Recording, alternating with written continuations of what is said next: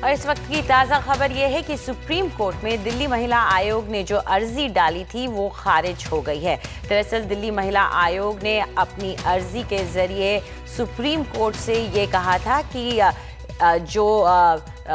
जो जुवेनाइल है, जो नाबालिग लड़का जो दिल्ली के गैंग रेप में शामिल था निर्भया के केस में, उसे रिहैबिलिटेट करने से पहले उसकी मानसिक स्थिति को जांचा जाए, साथ ही ये परखा जाए कि क्या वो अभी इसी हालत में है कि उसे समाज में वापस भेजा जाए।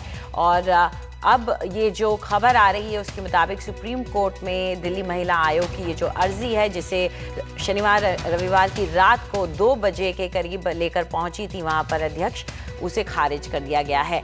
इस मुद्दे पर ज्यादा जानकारी के लिए रुख करते हैं हमारे सहयोगी आशीष भार्गव का। आशीष, क्या अपडेट है? ये देखिए, ये पिटीशन डिसमिस हो गई है, यानी किसी भी तरह की रिहाई पर रोक और बाकी जो भी मांगे थी वो सब खारिज कर दी है सुप्रीम कोर्ट ने।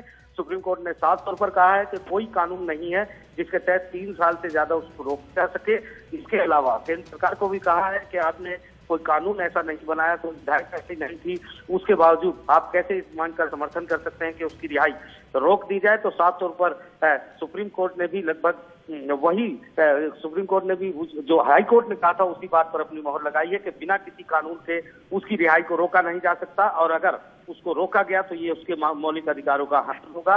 इसलिए सुप्रीम कोर्ट ने ये पिटीशन डिसमिस कर दी है, यानी उसकी रिहाई पर किसी भी तरह की कोई रोक या शर्त सुप्रीम कोर्ट ने नहीं लगाई है। जी, साथ ही जो रिहैबिलिटेशन पुनर्वास को लेकर के जो बातें कही गई थी उस पर कुछ टिप्पणी की? जी देखिए, केंद्र सरकार की भी यही मांग थी कि जब तक उसका रिहैबिलिटेशन ना हो, उसका पूरा असेसमेंट ना हो, उसको किसी भी तरीके से रिहाई नहीं मिलनी चाहिए। लेकिन सुप्रीम कोर्ट ने साफ तौर पर कहा कि सुधरने के लिए 3 साल, 7 साल, 10 साल तक लग सकते हैं, तो क्या ऐसे में 10 साल तक किसी को डिटेन करके रखा जा सकता है? ये तमाम ऑब्जर्वेशन सुप्रीम कोर्ट ने दी हैं, टिप्पणियां की हैं, और इसके साथ ही ये पिटीशन को खारिज कर दिया है। जी, आपसे ये जानना चाहेंगे कि क्या क्या मुद्दे थे जिनको दिल्ली महिला आयोग अपनी इस याचिका पर लेकर गई थी, और इस केस से जुड़े किस तरह की प्रदर्शन भी हमें देखे हैं हाल में? जी देखिए, इसमें मांग थी कि उसकी रिहाई को रोका जाए सबसे पहले, क्योंकि वो पूरी तरह अभी उसका पुनर्वास सुधरा नहीं है, क्योंकि आईबी की इस रिपोर्ट का हवाला दिया गया था कि उसको जिहाद के लिए तैयार किया गया सुधार गृह के भीतर, यानी वो उसके पुनर्वास की कोई योजना नहीं बनाई गई, उसका मानसिक परीक्षण कोई नहीं किया गया। ये तमाम शर्तें रखी गई थी, ये तमाम मांगे रखी गई थी सुप्रीम कोर्ट में। वही मांगों को लेकर सुप्रीम कोर्ट में सुनवाई हुई, और सुप्रीम कोर्ट ने साफ तौर पर कहा कि किसी भी कानून के तहत ऐसा कोई कानून नहीं है, ऐसा कोई कानून बनाया नहीं गया जिसके तहत उसको 3 साल से ज्यादा। आज कल भी कही थी कि सुनवाई का कोई फायदा नहीं, मुझे पता था कि नहीं, सुप्रीम कोर्ट रिजेक्ट कर दिया। Supreme court, high court, lower court सबने हाथ उठा दिया है, तो अब क्या उम्मीद करनी है कोर्ट से। लेकिन मैं इतना जरूर कहूंगी कि इस तरह से फैसले तीनों कोर्ट ने देके समाज में उस अपराध के खिलाफ बढ़ावा दिया है, और उन बच्चों के हाथ में सटीक सर्टिफिकेट पकड़ा दिया कि 18 साल से पहले बच्चियों के साथ रेप करो, कुछ भी करो, हमारे कानून में कोई प्रावधान नहीं है कि तुमको सजा मिले, क्योंकि उनको मर्दों को ज्यादा चिंता है, मुजरिमों को ज्यादा चिंता है, और इसलिए मुजरिम को छोड़ा गया, मुजरिमों को सपोर्ट किया जाता है। महिलाओं के साथ धोखा होता है, धोखा होता आया है, आज भी धोखा हुआ है। महिलाओं की सुरक्षा के लिए कोई कुछ करना नहीं चाहता। अगर निर्भया की तरह के क्राइम होने वाला केस में उसको इंसाफ नहीं मिला, तो मेरे को यही लगता है कि इस इंडिया में कभी कानून नहीं बदलेगा और कभी महिलाओं को इंसाफ नहीं मिलेगा। आपको लगता है कानून से लाचार था, भविष्य के लिए कुछ हो सकता है? क्योंकि आपकी बेटी के साथ जो हुआ उसके बाद अभी तक उसके लिए भी मैं ये नहीं कि मैं यहीं पे हार मान जाऊंगी। मैं उस कानून बदलवाने के लिए लड़ाई लड़ती रहूंगी जब तक वो बिल पास नहीं हो जाता। आप आगे क्या करने वाले?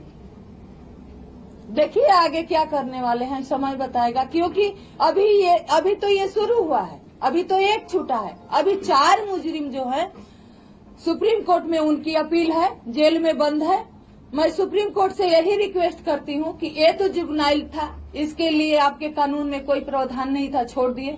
लेकिन प्लीज अगर हमारी दुख और महिलाओं की सुरक्षा को आपको जरा भी चिंता है तो उनको जल्दी से सुप्रीम कोर्ट से फारिग कीजिए केस को और जल्दी से उनको फांसी पर लटकाइए और महिलाओं के सुरक्षा के प्रति और हमारी निर्भया को इंसाफ दीजिए। आप मानते 3 साल के अंदर कुछ हो सकता था लेकिन कुछ हुआ नहीं। कुछ भी नहीं हुआ।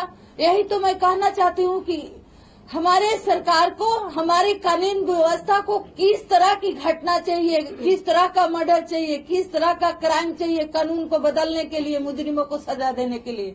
अगर निर्भया के केस से किसी को सबक नहीं आया तो दुर्भाग्य है, इस देश का दुर्भाग्य है, इस देश में जीने वाली महिलाओं को और समाज को, कि ऐसे केस में अगर हमें इंसाफ नहीं मिला तो अपने कानून से किसी को कोई भरोसा नहीं रखना चाहिए। कानून को बदलवाने के लिए आप कोशिश करती रही? मैं जरूर कोशिश करूंगी। जो भी कानून राज्यसभा में फंसा है मैं उसके लिए जरूर आवाज उठाऊंगी जब तक पास नहीं हो जाता।